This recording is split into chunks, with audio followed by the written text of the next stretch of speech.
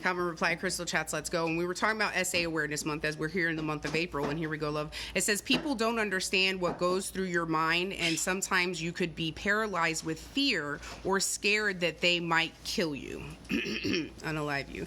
And so that's when we talk about SA awareness, right? And we try to make people understand. It's like, just can you please understand? Is because sometimes those of us who were raised in the late 1900s battled generational reasons of why you are not supposed to say no, right? You're going to hurt someone's feelings, or you just want to be polite, right? They offer you food, or potlucks at work, like people will get offended if you don't want to eat the food at the potluck. These are all different ways of non-consent, i.e. saying no, that some of us in the late 1900s knew we were not allowed to do. So now we're growing up and realizing no's our favorite word sometimes, right? And so when we're in the situations where we talk about SA, and I say it has to be an enthusiastic yes, right? Consent is not a contract. Yes is yes, no is no, yes is yes until it's no. This is stop is stop. These are the things. A nod, if they're laying there, if they're sleeping, that's not a contract. Consent is not a contract to continue to go and do that.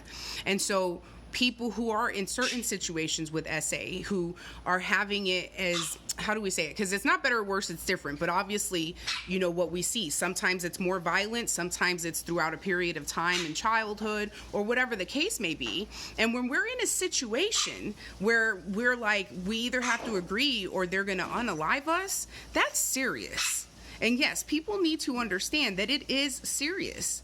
However, it's difficult to stand on our 10 toes and say no with that fear. We have no way out, especially if you do have mental illnesses as well, that like abandonment, like you feel like there's no escape. Maybe it's because you're with this person in their car, however it is.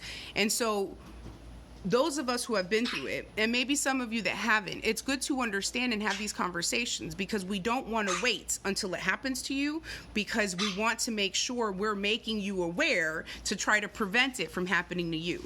Take your own car on your dates. Take your own car for events. That way you have a way out. It doesn't mean it's going to save you. I can never say that, because there's nothing 100%.